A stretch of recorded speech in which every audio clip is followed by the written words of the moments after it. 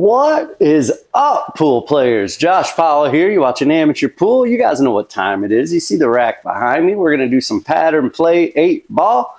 I'm going to break the rack. I'm going to talk my way through it and let you guys know how I see things on the run out and the layout. As always, leave a comment. Let me know if you see it different or if you would have played it different. I learn from these videos just as much as you guys do. So don't be afraid to leave me a comment. Let me know. Smash the like button if you want more of these videos. I know I get requests for them. You guys seem to like them, and I enjoy doing them. So definitely let me know if you want more, and let's get into it. All right, guys, I'm going to do this for everybody who always gives me a hard time about second ball break. I usually always break from here, and I hit the second ball. But you guys always seem to hate it when I do that, although that break works better for me. I'm going to go ahead and smash the head ball today and see what kind of spread we get. My goal here is to try to stop the cue ball in the middle of the table somewhere and spread the rack, make a ball as a bonus. If I don't make a ball, it doesn't matter. I'm still going to go for the run out. Let's see. Now this break requires a lot of force, and I don't practice this break because I don't use it a whole lot. So if I don't end up stopping the cue ball, that's probably why. Let's go.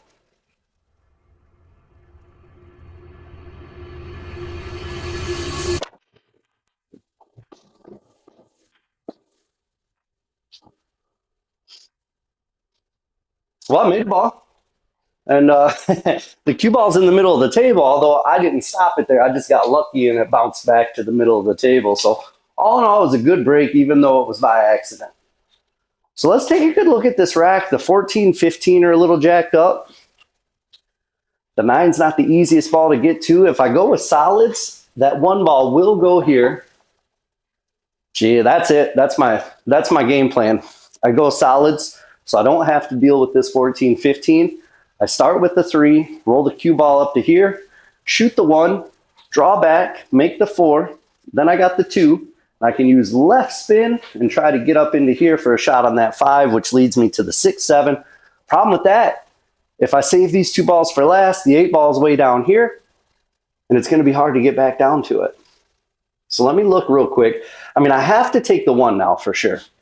Take the 3, make the 1. Then I can draw back off the 1, work on the 5, 6, 7, and come back to the 4, which leads me to the 2 to get onto the 8. Man, sometimes you just see the pattern a little easier than others, right? This is one of those times. The layout is just here. And I think that's my pattern, so I'm going to run with it. So I want to try to get straight as possible on this. I want to be right about there. So just roll forward lightly.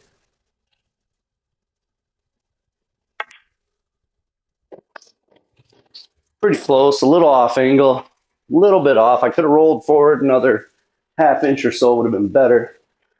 Now this is the key shot really, because this shot is tight to fit through the 8, go past the 8 without hitting the 10. It's a little tight to go through there. And I just need to pinch draw it back here and off the rail a little bit, so I either have a shot at the 5, 6, or 7.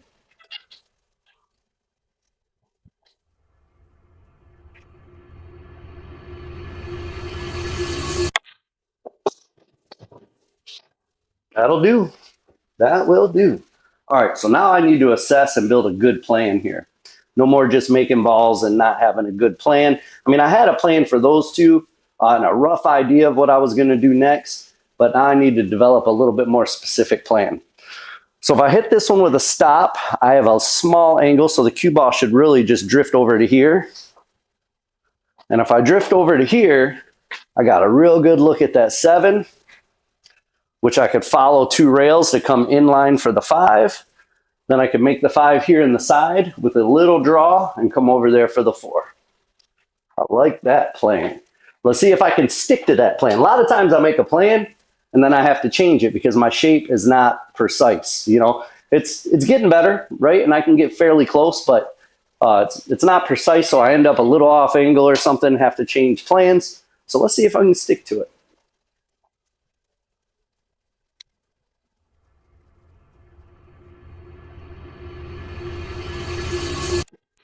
Oh, see, just like that, guys, I let off my stroke, so my stop didn't take. I didn't follow through enough. So the cue ball instead of spinning backwards, had the friction on the table stopped it from spinning backwards, and it was spinning forward by the time I hit my object ball. So instead of stopping, I drifted forward. That would be what you call, if you did that shot on purpose, you'd call it a drag shot. But I definitely did not do it on purpose. I don't like it. I don't like where I'm at. It's ugly. It's ugly. Now I'm in trouble, guys. Let's see what we can figure out here. Let's see what we can figure out. I mean, I could try to bank on the 7. That would put me back in line. If I can get it past the 5, which I think it will go past the 5, but it's a little tight. But that, if I'm going to try to get out here, guys, that's probably my best option, to be honest with you. The 5 won't go in the side past the 13. I can't see the 4 down there. The only other shot I could potentially do is cut this down, cut the 5 down into that corner down there. But look at that. Look at where that goes, guys. I mean, I would have to hit that perfect to make it. I don't like that. So I think the bank is probably my best option. I don't know if on camera if it looks like I should cut that over there or not, but that's absolutely a death shot, I think. I mean, really, the cue ball is just going to fly around the table with no control if I even try that shot. And the shot itself is tough. So let's try this bank, see what happens. Maybe we make it, maybe we don't.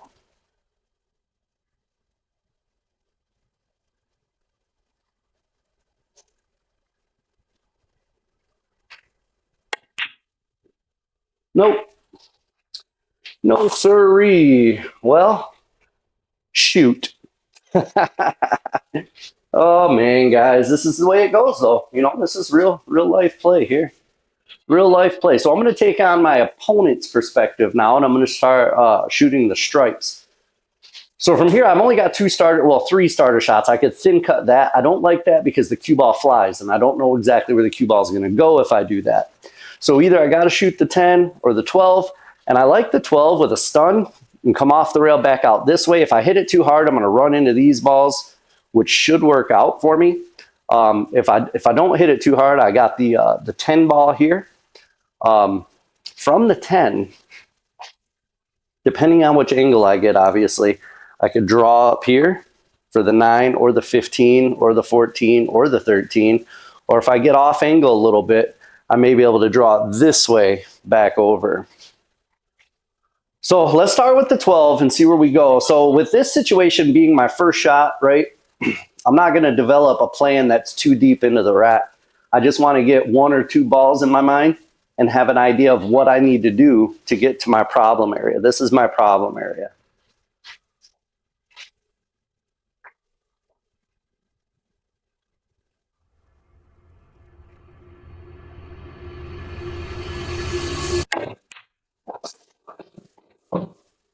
So that worked out. That worked out. Now we can develop an actual plan of attack here, guys.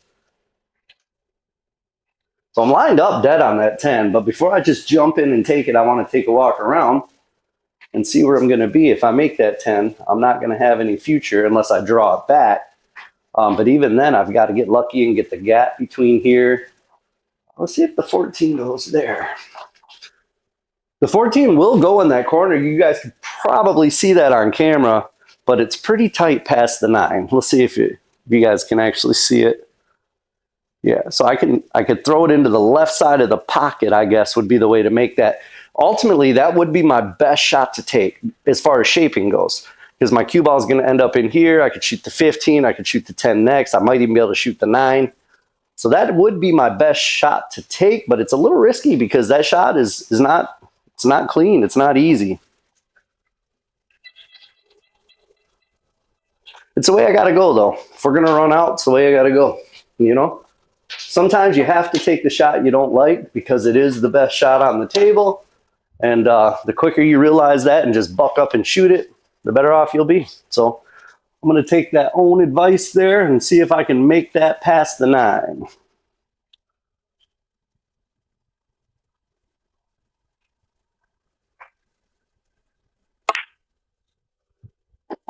Got him. Got him.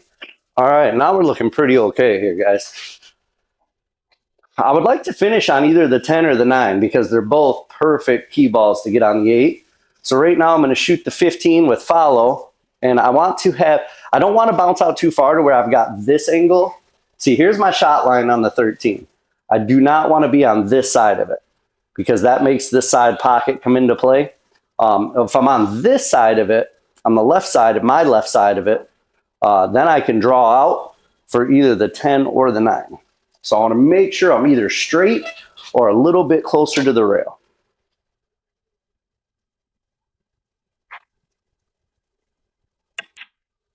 Oh, too hard? Too hard? Don't say it. Don't say it, Joe.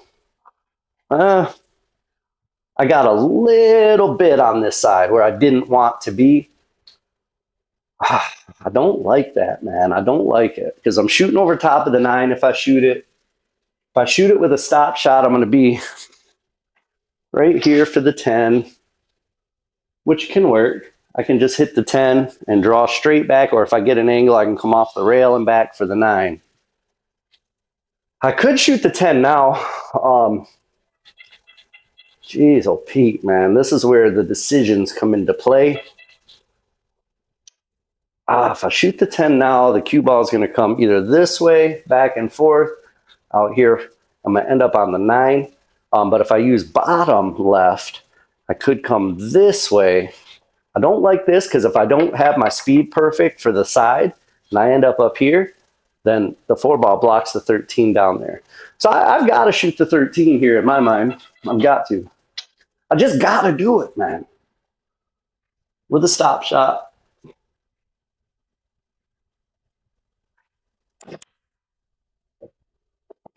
Ooh, almost missed that shot. Almost hung her up. So now I got the 10. I'm just a little off angle. I'm not perfectly straight, but I don't have a ton of angle to really comfortably throw it off the rail and back. So this is kind of, I'm going to have to stun it pretty hard because I don't have a lot of angle. So I've got to hit it hard enough to get the cue ball to come back out here for the 9. So stun with just a touch of left. So center with just maybe a half a tip of left here.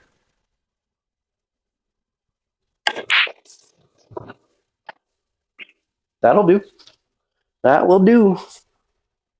All right, now since I have a fairly steep angle, I can't hold the cue ball over here. Like maybe I could, but I'm not going to try. It's stupid. Why try to finesse a shot like that? I can just hit a little bit more firm with a little tiny bit of right, come back over to this side and shoot the 8 there. Same pocket.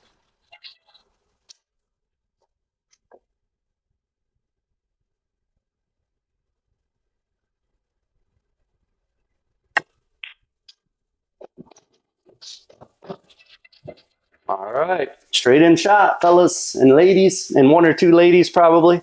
Maybe, I don't know. I don't know if ladies watch.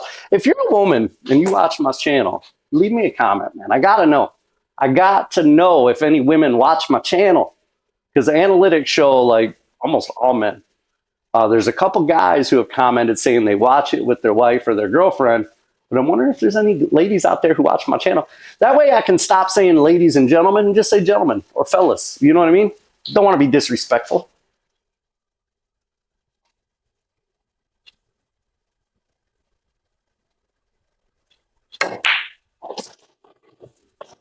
All right, guys. There she is. Nice and easy peasy, beezy, easy peasy, beezy. What the hell am I talking about, guys? I don't know. I think, I don't know. It's kind of a short video. Should we do maybe a 9-ball rack? Let's try a 9-ball rack, guys. What do you say? Let's do it. Let's try it. Let's see what we can do with 9-ball, guys. All right, guys, we got it racked up. Now with 9-ball, I'm not going to use my break sticks. I use a template rack when I practice at home. I know most places don't use template racks, but if you get a consistently tight rack, then you know how the break should look. So if you end up getting gaps or something with a hand rack, you know, it's going to be a little bit different. But the way you can practice is, in my mind, the way I practice is with consistency. And a hand rack is not consistent. Template rack is. So I always practice with the template rack just so I can see how the ball should react and I know how I should break.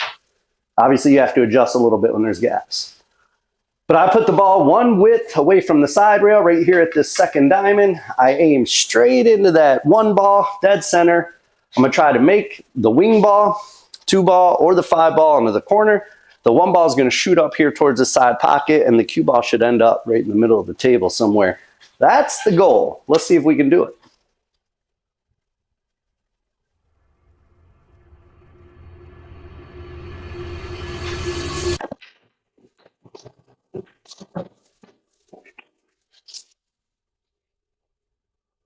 All right, it was a good break, but I don't have a look at the 2 ball. So for sake of this video, because it's a pattern play video, not a kicking video and a safety video or a push out video, I'm gonna go ahead and play with ball in hand for my first ball so we can have a shot at running this out and talk about the patterns. So the first thing I notice is this 4-7, right? Because everything else is wide open.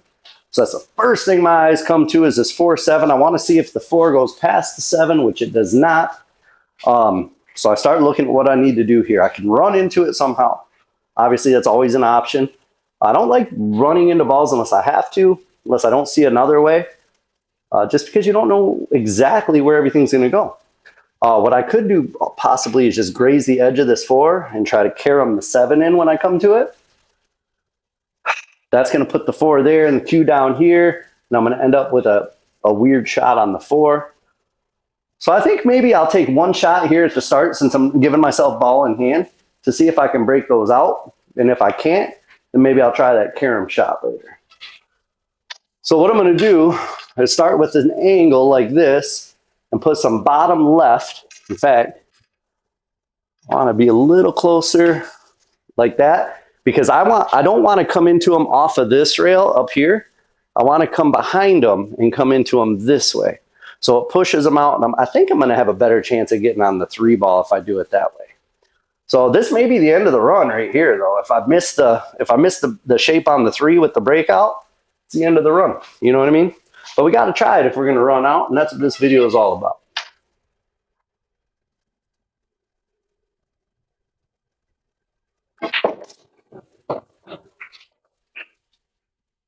Shoot, that worked out pretty okay. You know what I mean? Now the 4 is clear as day into that corner. On the 3 right now, and I've got a nice angle to just center ball and go down to this rail and back up here for the 4. I think we've got a good chance here anyway, if I don't blunder it, which I do quite often, you know, quite often. So center ball on this one. You just got to make sure you don't let off your stroke. You have to follow all the way through so the tangent line takes.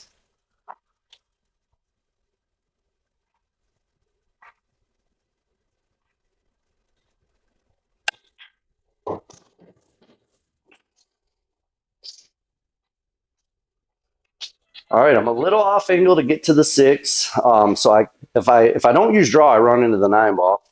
If I use draw, I end up over here, or I could draw into the 6, which I don't care for that a whole lot. I think I'm just going to put a slow draw and try to get my cue ball over here and shoot the 6 up table. I think is my best option here because that leads to the 7 with a follow shot. If I'm down here and shoot the 6 with follow, leads to the 7 perfect. So this shape is pretty important. This is really the key shot, I believe, to get out.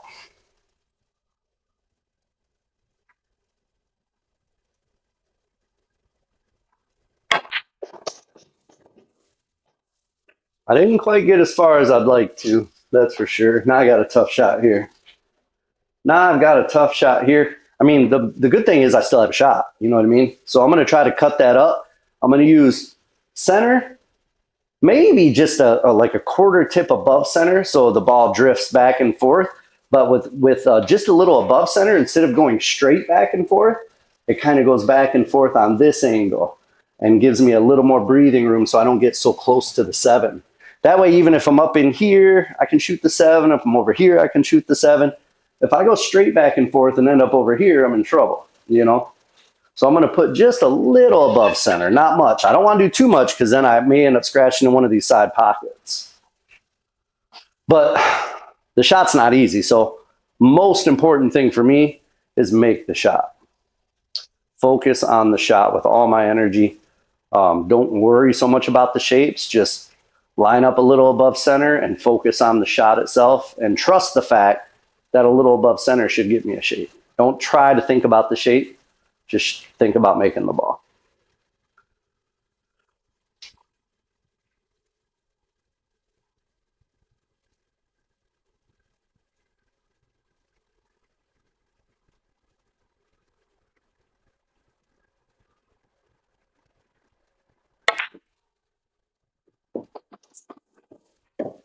There we go. That worked out better than expected, man. I was a little worried about that shot. It wasn't easy.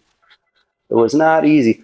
Okay, so I'm a little thinner than I wished I would be on this 7. So instead of trying to use draw and hold it, I'm just going to use top with a little bit of left and just come back over to this rail and then back over for the 8. That way I don't have to worry about a finesse shot, especially when you're in like a tournament or a high pressure situation where it means a lot.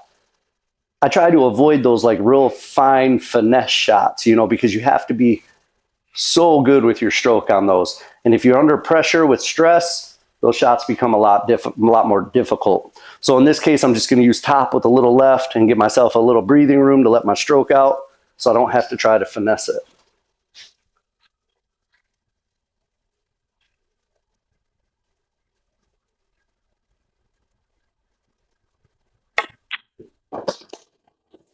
Maybe a little hard, maybe a little hard. Don't scratch. Don't do it to daddy. Don't do it now. Woo. Yeah, I knew as soon as I hit it, it might be a little hard.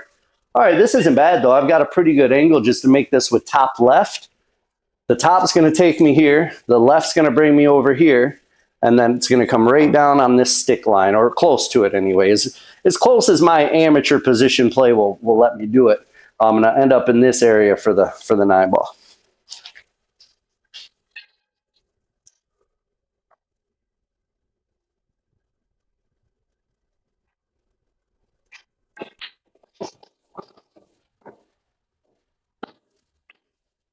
Underhit it a little bit, but this should be okay. Self-explanatory here, guys. With this shot, the main thing is avoid scratching. You don't want to hit it center and scratch up here in this pocket. And if you put left spin, you got to watch scratching over here in this pocket. So what I like to use is a little draw to come in closer to this pocket with the left spin. So that way I come up above the side pocket here. So if you cross the center of the table or close to the center of the table, you typically won't scratch off a rail.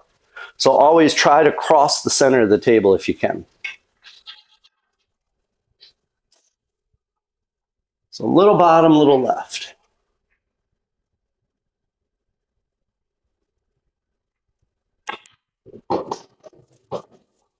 Fake.